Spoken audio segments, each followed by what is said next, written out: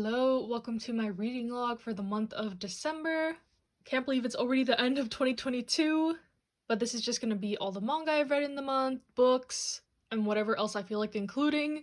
But the first thing I read this month is volume 3 of A Galaxy Next Door, and I am really enjoying this manga. I know a lot of people were turned off from the first volume due to the kind of sci-fi forced proximity elements, but if you liked the relationship dynamic but were not into the sci-fi stuff, Volume 3 totally eliminates that plot. It's kind of like solved. So I feel like moving forward from now on, it's just gonna be a wholesome, cute, adult romance. And I really like it. There's kids involved. They're also working together, so it's like adult, workplace, they're taking care of kids, just everything you would want in kind of like a wholesome family, slice of life, romance, adult manga. And yeah, I highly recommend it. Again, if you can get past some of the kind of weird elements in the first volume. The second volume tones it down, and then this third volume, it's pretty much completely done with that plot point. Then next, I read the first 2 volumes of Crossplay Love Otaku X Punk, and I don't think I have laughed this hard in a long time reading a manga. This recommendation comes from Prof Otaku. He was the only one I heard really talking about the series, so I decided to check it out because we have similar tastes most of the time. And yeah, like I mentioned, this series is so funny, to me at least. I could barely get through this first volume because I was just laughing at like every single page. I'll try to summarize the plot as best I can. It's kind of convoluted, but it's about this guy who likes this girl, but she works at a maid cafe. So he's like uncomfortable going in there in his usual state of dress, so he decides to cross-dress to kind of befriend her, but little does he know she is actually a boy that goes to his school, and their like male counterparts are totally not each other's type. She's like, oh, I hate like punk guys. She's like, oh, I hate like nerds and otakus. So they're totally oblivious to like each other, and you see the combinations of them interacting, and it's so funny. I was kind of hesitant to get into this because any series that has a tag like cross-dress, gender bend, runs the risk of many things, homophobia, transphobia. So I'm always wary of it, and so far, it's been lovely, it's been nice. There's like a little bit of internalized homophobia from the punk character so far, but there's friends who have kind of figured out what's going on and they're totally cool with it. There's other characters vying for the affections of them when they're cross-dressing. It's just hilarious. I love the friend group, I love the characters. And so far it's been like pretty respectful and non-offensive in my opinion as a cis gay person. So yeah, highly recommend if you want a rom-com, comedic, but also has LGBT elements. Yeah, it's just hilarious. I highly recommend. And that is all I read this first like half of December, but we'll see what I can do the rest of the month. Hello, it is the end of December and I'll go over all the rest of the manga I've read in the month. Like my haul this month, it is pretty small. I was slacking on the reading a lot in December. I'm just always so busy. Holidays, work. So unfortunately didn't get much reading near the end of the year. But I did get some quality stuff in here, so let's go over that. A lot of one-off volumes of series that I'm keeping current with. Starting with volume 17 of Hinamatsuri, we are wrapping this one up. It's going to go until 19 volumes, and it's kind of clear in this volume. They're setting up to kind of a big conflict climax, which is interesting because the series is very episodic. It has like a bit of a linear story, but this is the first time they've really been building something up for the past couple volumes. But yeah, I love the series so much, so comedic. Highly, highly recommend if you want a comedy manga with also like found family, yakuza elements. Really good, and I'm excited to see the conclusion, but kind of bittersweet feelings about it because I love this series so much and I don't want to see it go. But it's been kind of a long time coming. These releases are pretty slow, so I hope we get it finished in the new year, but I'm not certain about it. That's why I didn't put this on my like final volumes of 2023 I'm excited for. But yeah, love Hinamatsuri, highly recommend. And in the same vein, found family yakuza comedy, we got The Yakuza's Guide to Babysitting Volume 4. This one was a nice one of the weaker volumes in my opinion. I feel like not much happened. We kind of get the fallout to like a big event that happened in Volume 3. But I will be continuing the series. It's just so adorable, wholesome, and I like that we're getting more backstory into the Yakuza guy and kind of like his colleagues. And I know this one is pretty long running in Japan, so lots of more content to get to. I'm gonna stick with it. One of my favorite things I've read this year, just a very nice feel-good series that I highly recommend.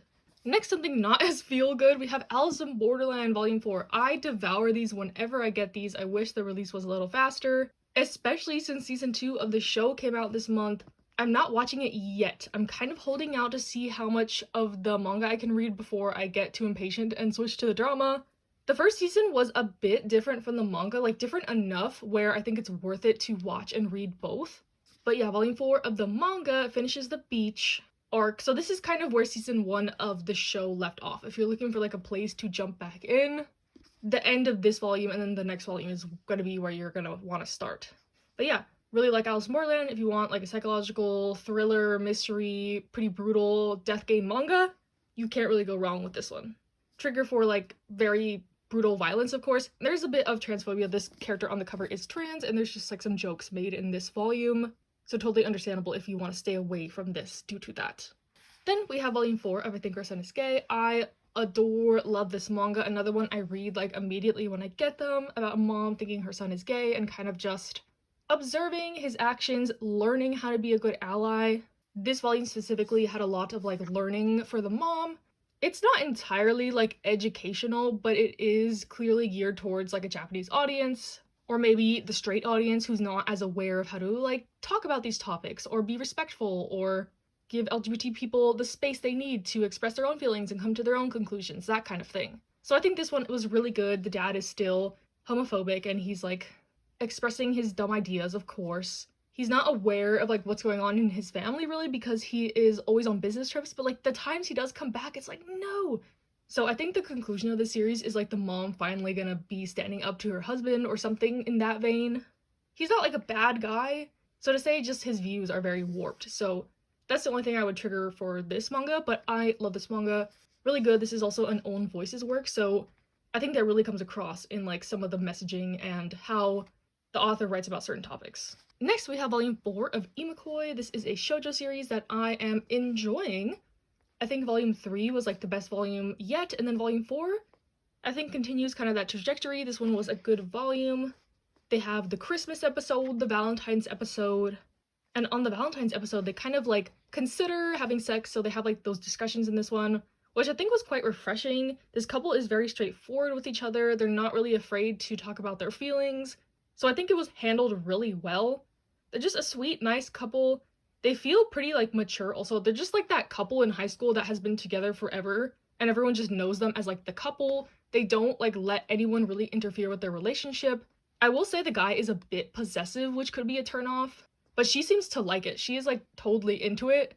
But yeah, there's like no room for any like love triangles or interfering people, I'm pretty sure, in this one. His sister does pop up for like a little bit in this volume, but he like totally shuts her down. Like, you are my sister, like get away. Like he does not care. And that's what I like about this manga so far. Just pretty straightforward, romance, lots of communication. The art's good, the story's cute, like what more could I ask for? Then we have volume 8 of My Senpai is Annoying. If you watched my manga I've dropped video, I did allude to thinking I was gonna drop this one, and I think I will. The main reason is I think the story is just getting stale. The jokes are repetitive, there's no progression with the romance, and unlike something like Nozaki where I'm there for the comedy most of the time and the romance is kind of like whatever on the side, this one, like I said, the comedy is getting stale and it's like, why am I reading this still if it's just going nowhere? And also there's a relationship between a child and an adult that's getting like a little too close for comfort. There's just so much fan service involving that in this volume, and it's just not something I like to read at all. So I think unfortunately I'm going to be dropping this one, which is so sad because I think this manga had a really strong start. I like the anime, but yeah, it's kind of just going nowhere and I don't see a point in continuing, especially since these volumes are quite expensive. They're $15. So yeah, I will probably continue with the anime if they do a new season, but sadly it's time to say goodbye to My Senpai is Annoying. It was a good run, but like I feel it in my heart, it's time to go. But something that is not time to go, we have Kageki Shoujo, The Curtain Rises. So I read the first like omnibus, and this is the prequel to the story coming up, which, spoiler alert, I'm gonna buy the rest of the volumes for because I really like this first volume. It's basically about this all-girls theater school and kind of the drama and the happenings of these girls. This first volume is kind of the beginning of the process. So like they're going to the school, applying, auditioning, they get in, and then what happens right when they get into the school, like the initial training and getting their roommates and trying to fit into the school, stuff like that. And I think you will really love this, especially if you were a theater kid. I personally wasn't, but I was really around the theater. A lot of my friends were in it, so I'm in the know about like the dynamics and the competition and the drama. So I'm really interested to continue this one. It has some really dark themes though. I'll put the triggers in the corner here, but This actually made me cry at points. Like, this was really good. And I'm glad I picked it up. Excited to continue. But yeah, I feel like this is gonna be a very like female friendship centered one about achieving your dreams and goals and kind of the rocky path to stardom and fame, stuff like that. So I'm really interested to continue. Another one, this one's a bit unexpected that I like so much, but The Apothecary Diaries Volume 2. So Volume 1 I kind of criticized in my Volume 1 try vlog.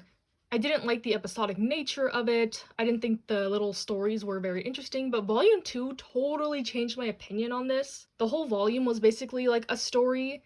It was really good. The main character is great. She's a great female lead. I see more of the chemistry between the potential like love interest. The art is gorgeous as well. Like, look at this cover. This is what it looks like inside the book as well. But yeah, I ended up ordering the rest of the volumes of this too. I was also hesitant because this is an adaptation of a light novel, and when you see like this many people working on something, sometimes it can get a little convoluted. But I think this was really good. I am enjoying it a lot more now. I'm happy I gave this another volume shot. So many people were assuring me like, it gets better, it gets better. And I'm trying to stay away from like just continuing series waiting for them to get better, you know? Like, when is it gonna get better? Volume 4? Like, I don't want to waste my time and my money getting up to that point when I have other things I could be reading, you know? But I'm glad I gave this another shot. Y'all were right, and I am going to be continuing. And then the last thing I read this month were volumes 4 through 9 of Twin Star Exorcist. I stopped here because this ends an arc. It's a good stopping place. And I have since ordered all the rest of the volumes I was missing, so I think that's an indication that I was enjoying this series. Because yeah, this is really good in my opinion. It is an Exorcist series, seemingly nothing special in like the shonen demographic, but something about this really got me hooked. It's basically about this guy who was an exorcist, but something traumatic happens. He quits being an exorcist, but then the like leader of the exorcists comes and prophesizes that he needs to be an exorcist and he needs to pair with this girl because they are the twin stars and their child is going to be the chosen one. So the setup is a little weird. It's kind of like an arranged marriage situation. They're both like, what the heck is happening? I don't like you, I don't like you. So they kind of have like a rivals dynamic at first. They're thrown into like living together and all this stuff, and they are just like totally jarred about the situation. They both have like pretty tragic pasts involving family as well, so they're kind of like, oh, I don't know, like, what is this? I'm not used to this. But they quickly grow to like learn to live together, and it is adorable. Even though that's not the main focus of the manga, the romance is like totally to the wayside. It is mainly about the action and exorcising these demons, and there's like this big war between the humans and the demons, and I don't know, the way it weaves like the little bit of romance and the action and the family elements. Like, this manga gets dark. It has pretty high stakes, like you don't know who's gonna live or die.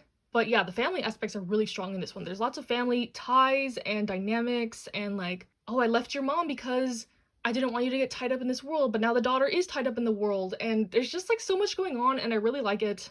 It's emotional, it's dramatic, it's funny at times, like, I don't know, it's just a whole package in my opinion. Except for one thing, I will say there is a lot of fan service in this. So if you do not like fan service, I would stay away from this. There's a lot of walking in on people in the shower, oopsie, like, oh my gosh, I didn't know you were in here, like, every volume at least that happens. It's how characters are kind of introduced in the series. There's also a whole chapter about the like engaged couple in the bath together. Like, I didn't need to see that, but it's there. And some of the female characters that are introduced, they've all kind of liked the main male lead, even though they all know he's engaged. So hopefully that trend stops. But I am happy that they are getting like a bit more development, like this character in specific. At first she was like the childhood friend character, like, oh my gosh, he's engaged all of a sudden, what the heck? I'm so sad we can't be together now. But now she's getting like legitimate character development and plot, and yeah, so some rocky starts with some of the female characters and then all the fan service. But aside from that, this manga is great. I am really excited to continue. Also left off on a lot of cliffhangers. That's why I want to get the rest of the volumes before I jump into the next arc. Because if I didn't have all these volumes back to back to back, I would be angry waiting. I think this is on Shonen Jump app though, so I guess I could have just continued on there. But yeah, really enjoying Twin Star Exorcist. If you want a good shonen series with all the things, I would highly recommend. And yeah, so that is all that I read in December and all I've read this year. Technically it's the 28th of December, so I might read like a couple more volumes in the next couple days. But yeah, my grand total for the year is 453 volumes of manga read. I had a loose goal of 500. I wasn't like tracking myself and reading like X amount of volumes each month to get to that goal. But like in November, I checked it and I was like, oh, I am pretty like good on my progress. But yeah, sadly I didn't hit that 500, but that is okay. I mentioned in my TBR video, that bumps me up to about like 75% of my collection read, which I think is really good because I started the year at like 50. So yeah, I'm happy I put like a real emphasis on reading my collection, getting through it. And in the new year, I think I'm probably gonna catch up to most of my TBR, which is exciting. Makes room for some new things, getting rid of old things that I end up not liking. Like my senpai's annoying, sadly, it has to go. But yeah, thank you for watching. Hope you enjoyed. Thanks for sticking around with me this whole year. Everyone who likes these reading logs, I really appreciate you. I love responding to the comments on these because I feel like y'all have a lot to say about these series, so it's always a fun time. See you next year, and of course I will be continuing my reading logs, don't you worry, including whatever I read or do in the month. This month I watched the end of Canada versus the World. Of course, we love the winner. It was actually a great season, much better than UK versus the World. Excited for season 15 of Drag Race. And yeah, that's pretty much all the rest I did in the month.